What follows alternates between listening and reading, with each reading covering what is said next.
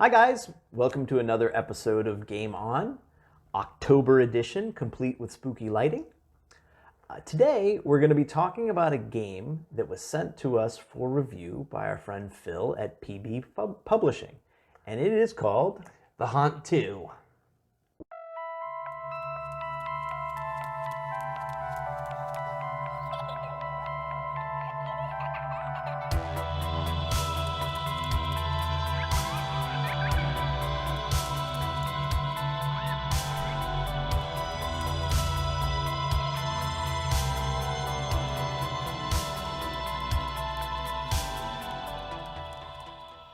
So this video is going to be a little bit different from our usual formula. We're going to start off with some general comments about the game and our playtest of it. And then we're going to follow that up afterwards with some footage from the post-mortem that we did with the players that helped us with the playtest.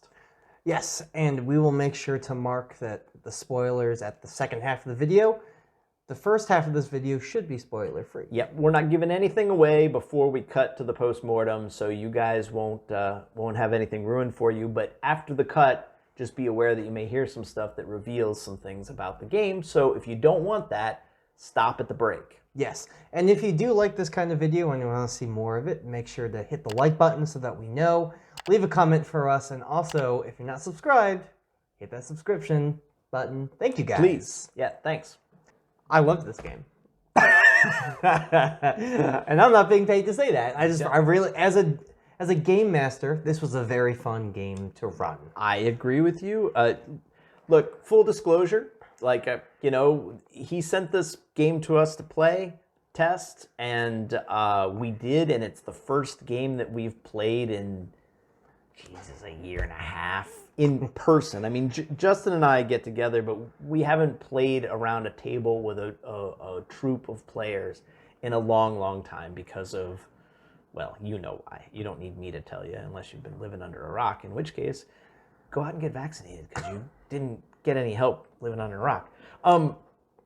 But it was amazing. It was so good. It's what you wanted a gaming experience to be after that long.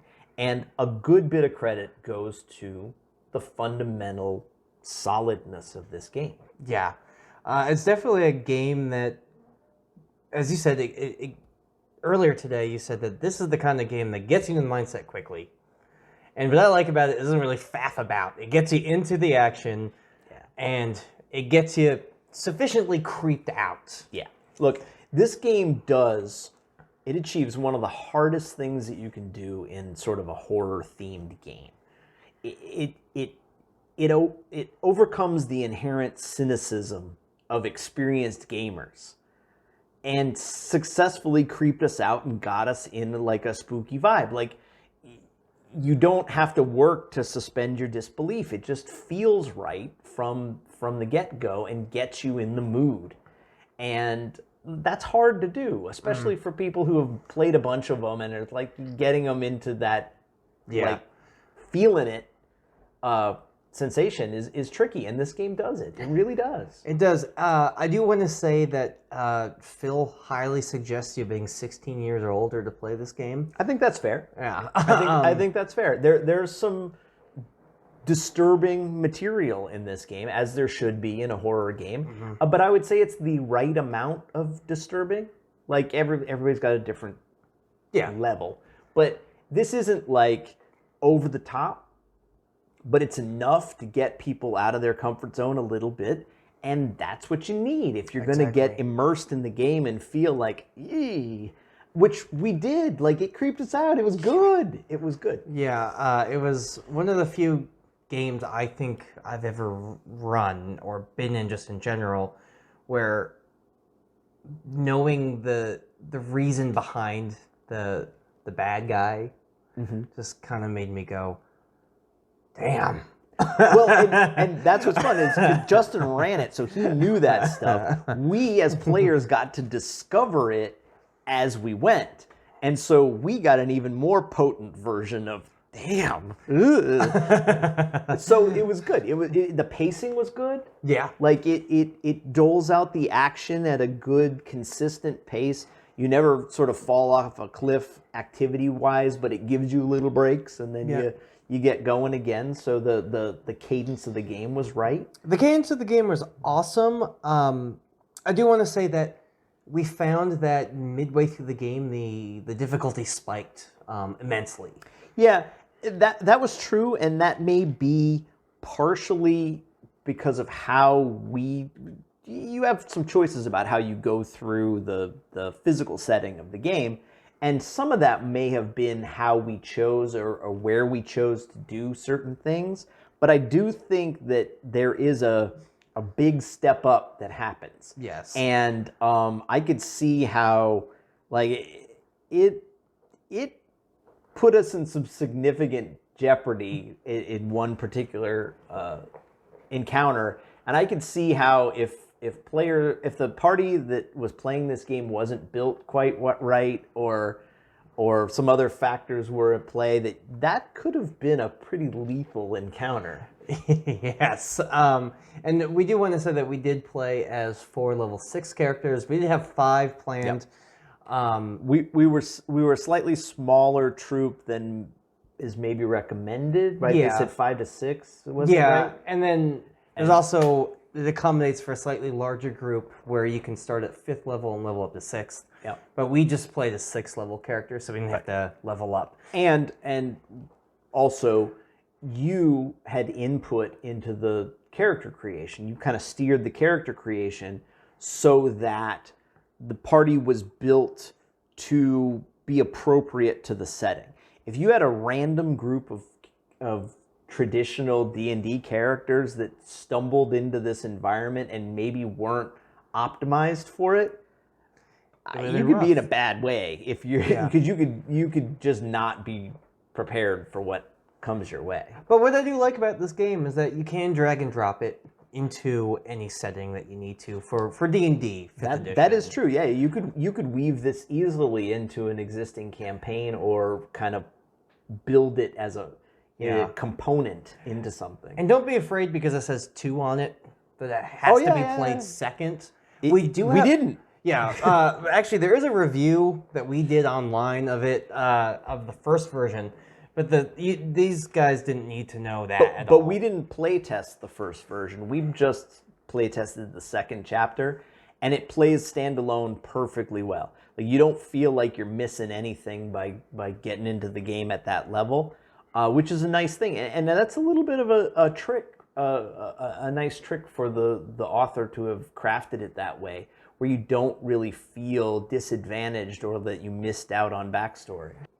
It gives the exposition of the story in a very creative way.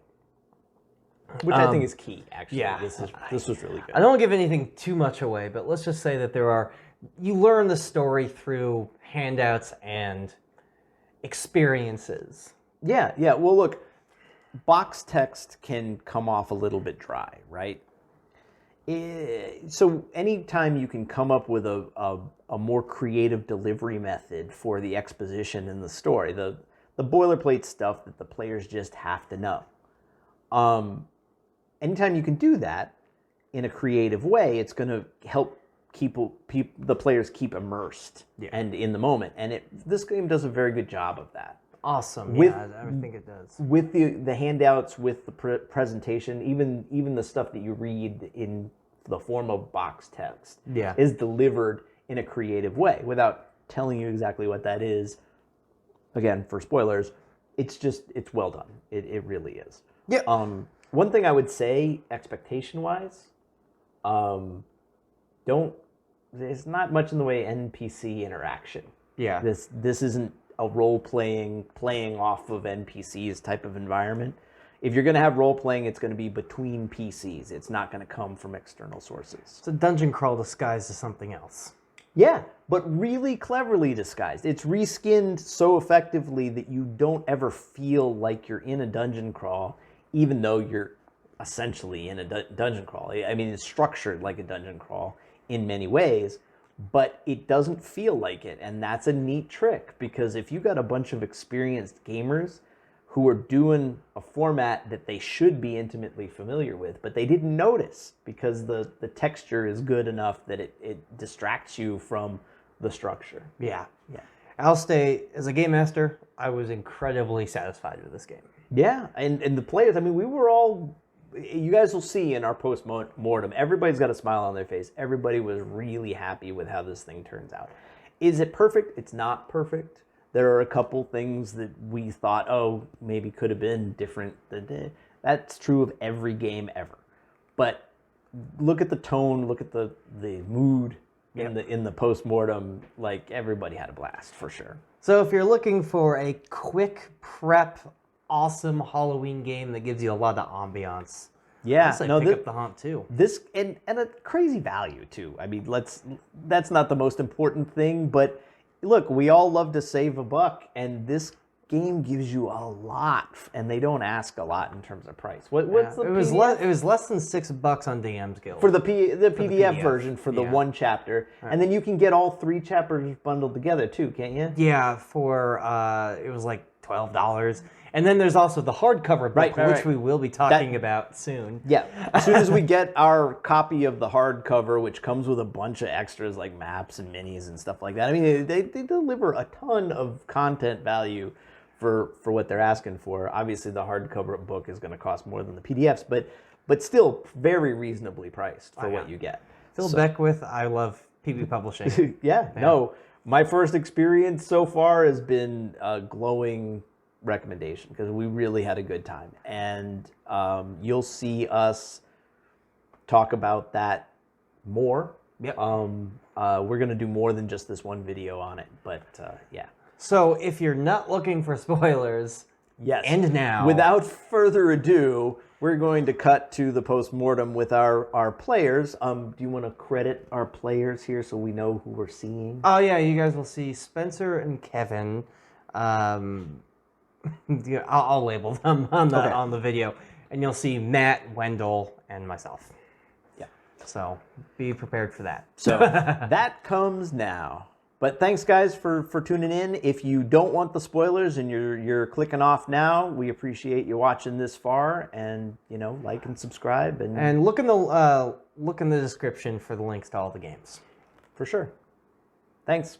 Game on.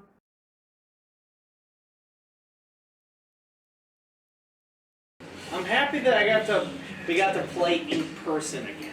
Oh, no, this oh my was God. long overdue. Oh, And this, I would say this had the right feel to it for a dungeon crawl kind of thing, They paced it pretty well.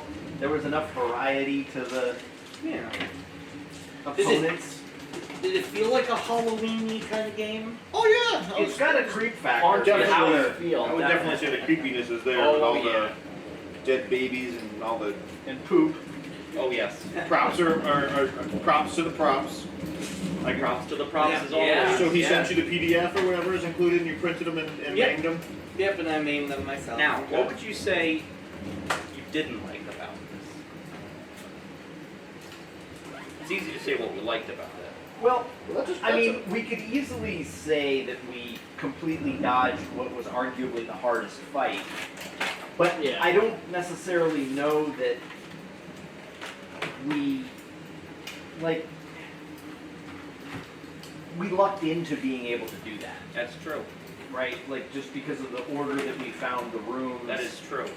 So the way this guy intended it to be, if we ever walked into those 4, we would instantly lose. Yeah. No matter what. It would be very difficult. Yeah. I guess what I would say is, I would get rid of that whole 30 feet before they activate thing, and say, look, if you trigger them, they know you're there and they start fighting. I don't like... Because our plan still would have worked. We still would have beat them, but at least it would have been a fight. I don't like those instant death types of you instantly lose because you didn't know this fight was going to completely kill you. And it isn't a video game where you just respawn at the bonfire, the run's over, and you have to remake characters, or you start before the fight if you want, but that's not really... That's why you both got revivified. Yeah. But, I really didn't understand the ghost of the lady, but maybe that's because I didn't play the previous one. Oh, the old lady? The ghost of the lady, I don't know why she's in there either. And then she just says, come help me, heal me, and then she disappears. Well, were we She could supposed to do attack you. something? Was it going to be something different?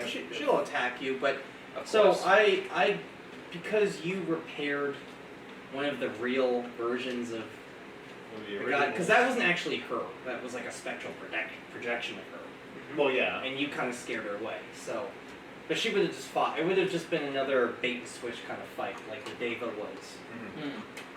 That's why I'm like, guys, let me Eldritch Blast her face off. But I gave. Well, she was gave- actually speaking though, so we had maybe there was a hint of a chance of information. Yeah. I said no. Basically, every single person. I was ready to. We didn't encounter a single nice person in this place. This is Hey, not. This I'm is not heard. a role play module. Yeah. I can see that. But it's hard to role play like sometimes like the straight dungeon delves unless like you know that it's like. Well, dungeon crawls aren't Especially role-play not adventures when, anyway. right. Especially not Going when to town there's and talking to the dealer and then the lord and the peasant. well. Those are the. If you're in a fresh dungeon, forgive the expression, but one that's not 1,000 years old, you have the chance of encountering somebody who's been imprisoned, Yeah. or you rescue the innocent bystander kind of thing, and then you have some opportunity for role play. But if the place has been abandoned for 1,000 years or whatever it is, it's like there's nobody in here. Just anything you see, just assume it's there to kill you. Well, see, that's why I was wondering though, with the ghost of the woman, if there was a chance for interaction and maybe she has a hint of how do you kill the baby. Yeah, no, you could have had a benevolent ghost.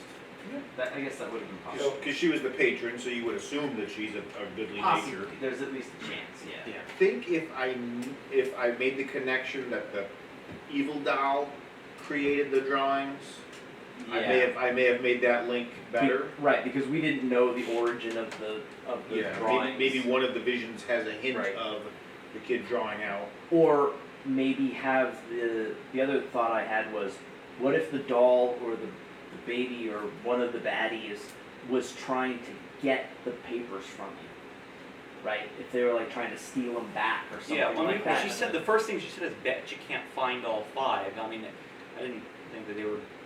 She wouldn't tell us about them if she wanted us to destroy them. That's what I thought, at least. Yeah. So, like, I mean, I do know players that I've played with in the past that would have probably more readily made that link. I was concerned that it wasn't going to be made, not because you guys I didn't think any less of you. there I just, there just- just wasn't yeah. enough This text box It's my text. weakness. Please don't look for it. Yeah. I I bet you can't find my weakness. I saw it more as you guys are trying to find it, it gives them an opportunity to come and play with you. So it was I like more of that. a coaxing you into doing it so you could play with them. Yeah. I mean that the bet you can't find all 5 thing isn't a deal breaker, but there's nothing else in the text of the game that hints at why they're Yeah. important as anything other than revealing the narrative. I wonder if you could just slightly edit that one little text box to almost literally say what you just said. You know, that you can't find. You know, I've got a game. Come find me, kind of a thing. Okay. You know, and then we can play together. Every time you find the thing, whatever it was appears. Yeah. Might make that a little more. But if we get flashes of Carol Ann, why not have good Carol Ann be the Deus Ex Machina that tells you about the drawings, right? Carol Ann drew these drawings to warn people about what was going on, or something like that, you know? And so if you need a mechanism to tell the players, or have the players discover that there's something important about the drawings, Or- maybe the blonde good girl I have a Carol good Ann idea. can be that. Like, how about on each drawing, like on the back, it has like a couple words where it says, you know, destroy all of these. Burn like, after reading. like, but you only get the full picture after you get all of them and you place them all together, and it gives the players the hint, and it could be like the good Carol Ann's handwriting, like on the back of them, like destroy. Kind of like these you were toying with does the bloodstains line up and make a Oh, word? yeah, Let's doing that. Yeah. Something like So the that. word So kinda cool. carries Yeah. Or have the pieces when you get all 5 and you put them together, they fuse into like one tableau that kind of shows you, and now you know there's something magical about the drawings because they do something Or it magical when shows you you, like, collect them. It shows you like one final image like that without psychic damage or something that actually explains like the whole story, or at least more of the story. Yeah. What I like about this is that you can kind of plug and play this into, like, if you have a group of six level players and you want to throw it, do a Halloween game, and you want to throw it as a side diversion, but like they're playing Tyranny of Dragons and they're designed to go kill dragons. This is gonna be rough. Like, just like Matt said, this will be rough.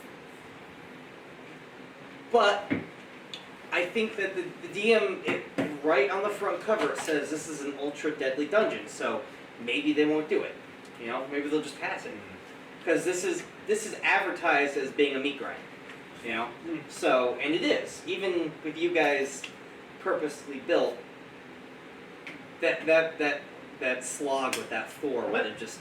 But I think his point is well taken, that if you pumped up the difficulty on some of the minor encounters a little bit more, so that there wasn't just this shock. Yeah, it was a digital. Yeah. It was like, oh, this is no sweat, this is no sweat, this is no sweat. Oh my god! Yeah, like the vomit monsters, we one shot. Yeah. All the little minions we one shot. We like two shot the guys in here. They summoned their shadows for one turn and then they died. Yeah. So I think some of those need to be tweaked a little more, just so they're a little more deadly. So this is how. This is how you can get out. The 5 drawings are collected and destroyed in front of the baby. The evil Well, that's doll. interesting. It says in front of the baby. Yeah. Because you had They mentioned. do, what if you did it but just they as don't. you found They them? don't need to be destroyed in unison though. So I guess maybe. they Only don't because he have had to be. said, you know, what if we just did it as we found it? We found one, we destroyed it. The evil doll is incapacitated or restrained and presented as a ransom to the nether child, which is the baby. The nether child is somehow incapacitated or restrained and presented to the evil doll. Reunite One them. of those maggots, if they infest you, you can just leave the whole building. And if one of you cast Hollow on the altar, so you cast your own Hollow, then you can Get what none of us had. So thank you guys for staying tuned of our post-mortem. Phil, I know you're watching. We love the game, as you can Really see did. by all of us. Thank you guys. If you want to see more content like this, please hit that like button and leave us a comment so that we know. I'll tell you though, we had so much fun doing this that you're probably going to see more of this kind of content anyway, because this really worked out well, and I think you'll see more of it. Foreshadowing, perfect for horror games. Thank you guys very much for watching. Yes, and thank you. Game on.